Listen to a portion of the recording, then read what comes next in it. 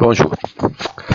Dans le cadre du chapitre 3, logique séquentielle, la leçon numéro 3, le graphe 7, on va commencer par un rappel et une introduction à l'outil graphe 7. Donc, on va voir c'est quoi le graphe 7, quelles sont les règles de graphe 7, comment faire une graphe 7.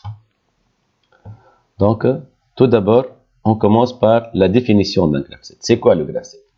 En fait, le graphe 7, c'est une abréviation du graphe fonctionnel d'étape. Donc, c'est le graphe fonctionnel de commande par étape et transition. Donc, pour ne pas répéter cette phrase longue, on abrévie ça en graphe 7. C'est un outil graphique. Donc, c'est un outil graphique qui permet de décrire de la description temporelle du fonctionnement d'un système séquentiel. Donc, on sait qu'un système séquentiel, il évolue dans le temps, d'où son nom, un système séquentiel. Alors, pour décrire ce système, on a besoin d'un outil au lieu de faire la description avec des paragraphes ou bien des phrases. Pour cela, on vient d'inventer, depuis les années 90, l'outil très intéressant qui s'appelle le graphe 7. Cet outil, il est très efficace et elle est composée par des éléments très simples. Donc, de quoi elle est composée? Comme son nom l'indique, elle est composée essentiellement des étapes auxquelles sont associées des actions. Donc, les étapes, elles sont faites par des carreaux avec des numéros, les numéros des étapes, ou bien l'ordre des étapes, comme ici, c'est l'étape numéro 2, l'étape numéro 3, auxquelles sont associées des actions. Donc, à chaque étape, on associe une ou plusieurs actions qui peuvent se faire simultanément. Donc, ici, l'étape 3, l'action 3, ou bien les actions 3. Et il y a aussi les transitions. Donc, avec les étapes, il y a aussi les transitions. C'est quoi les transitions? Ce sont des petites traits entre les différentes étapes. Donc, entre deux étapes, il y a toujours une transition. Et à chaque transition, il est associé cette phrase qui s'appelle la réceptivité. C'est la condition avec laquelle on peut passer de l'étape 2 à l'étape 3. Donc, chaque transition, par exemple, cette transition, on l'appelle la transition entre 2 et 3. Donc, par abréviation, c'est T2, 3. Et cette réceptivité, c'est la réceptivité qui correspond à la transition T2, 3. Puis, il y a ces lignes verticaux qu'on appelle des liaisons orientées qui font la liaison entre les différentes étapes. On dit orienté puisqu'il oriente le sens de lecture du graphe 7 toujours du haut vers le bas, d'où son nom qui sont les liaisons orientées. Donc essentiellement, il y a seulement dans cet outil des étapes et des transitions. Donc voilà les liaisons orientées. Maintenant, si on prend un exemple d'un système très simple, c'est un système de perçage avec deux vérins double effet C1C2, un moteur. Donc l'étape numéro 1, ce qu'on appelle l'étape initiale. Donc les règles essentielles dans le graphe 7. On commence toujours par l'étape initiale. Elle est caractérisée par le double carré. Parfois, on met le numéro 0, mais on peut mettre aussi le numéro 1 ou bien 2. On peut commencer par n'importe quel numéro, mais il faut indiquer l'étape initiale toujours par le double carré. Et d'une manière générale, l'étape initiale, ça correspond à l'étape de repos du système. Il ne fait rien dans la majorité des cas. Donc, on est en train d'attendre, il ne fait rien. Puis, on passe à serrer la pièce. Donc, le vérin C1 va sortir jusqu'à atteindre le capteur L11 pour serrer la pièce. Donc, le vérin C1 va sortir à l'aide du distributeur 5.2M1. Donc, ici, le sens de l'air va passer de l'orifice numéro 1 vers l'orifice numéro 4 pour sortir le vérin. Et comment on sait qu'il est sorti? Lorsqu'il atteint le contact ou bien le capteur ou bien le fin de course L11. D'où la pièce devient serrée. Une fois la pièce est serrée, donc l'action 1 normalement est terminée, on passe à la deuxième action, c'est percer la pièce. On va percer la pièce, on va faire fonctionner le moteur et sortir le vérin C2. Puis on va desserrer, enfin, on va faire rentrer le vérin C1 pour desserrer la pièce. Et les actions, il faut toujours rentrer ou bien revenir vers l'étape initiale, ce qu'on appelle l'initialisation. Donc, le graphe 7, elle est toujours en boucle fermée. Donc, il faut, à la fin de la dernière étape, il faut revenir à l'étape initiale, c'est l'étape de repos. Entre ces différentes étapes et leurs actions associées, il y a des transitions, des conditions transitoires qui ne durent pas dans le temps. Donc, à des étapes initiales, l'étape numéro 1, l'étape numéro 2, l'étape numéro 3. Et entre différentes étapes, il y a les transitions. Donc, ce sont des conditions pour passer d'une étape à l'étape suivante. À chaque transition, par exemple, ici, c'est la transition entre 0 et 1, entre 1 et 2, entre 2 et 3, entre 3 et 0. Il y a des réceptivités. Par exemple, pour commencer le cycle, pour passer au serré, il faut appuyer sur départ de cycle ou bien mise en marche. Pour passer de l'étape numéro 1 à l'étape numéro 2, il faut que la pièce soit serrée. Donc, pour passer de l'étape 2 à l'étape 3, il faut que la pièce soit percée. Pour passer de l'étape 3 à l'étape initiale et retourner au repos, il faut que la pièce soit desserrée. Ces petites phrases sont appelées des réceptivités, les conditions pour passer d'une étape à l'autre. Donc, ça, c'est l'action numéro 1 associée à l'étape initiale, l'action numéro 2, l'action numéro 3 et l'action numéro 4. Donc, à chaque étape, elle est associée une étape et à chaque transition, elle est associée une réceptivité correspondante. Donc, d'une manière générale, donc ici, c'est l'action associée à l'étape 2, la réceptivité associée à la transition T2-3. Donc, la première règle, c'est ce qu'on appelle les règles d'évolution du graphe 7, c'est l'initialisation. Donc, comme on vient de le dire, la situation initiale correspond à l'étape active au début du fonctionnement. Elle correspond généralement à un comportement de repos du système. Donc, le graphe 7 doit commencer toujours par l'étape initiale qui correspond au repos. Donc, comment on définit une étape active maintenant?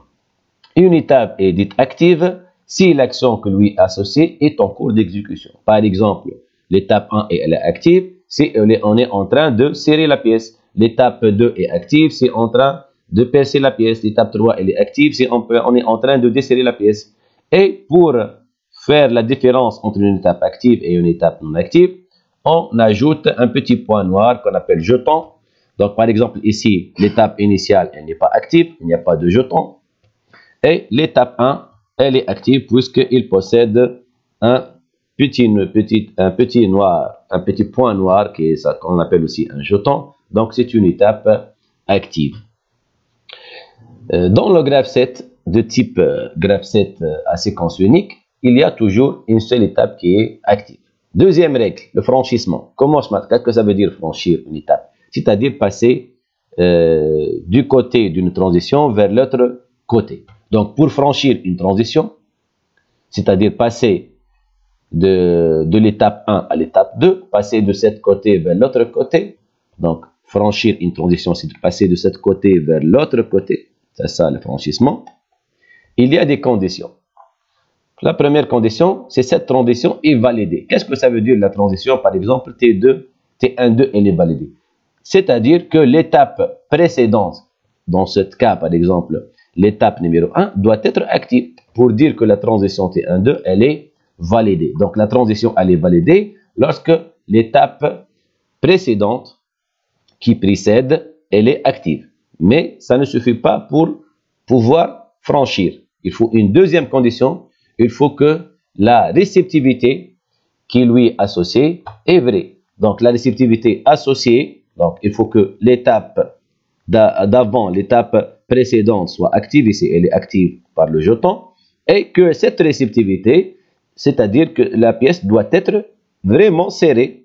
Donc cette réceptivité doit être vraie, doit être vérifiée pour pouvoir passer ou bien franchir l'étape, les transitions T1, 2 et passer de l'étape 1 à l'étape active. On appelle cette règle la règle de franchissement d'une transition. Donc une fois ces deux conditions sont associées, il y a une transition qui est validée, il y a la réceptivité qui est vraie. Alors dans ce cas, on vient de le voir dans le schéma ici.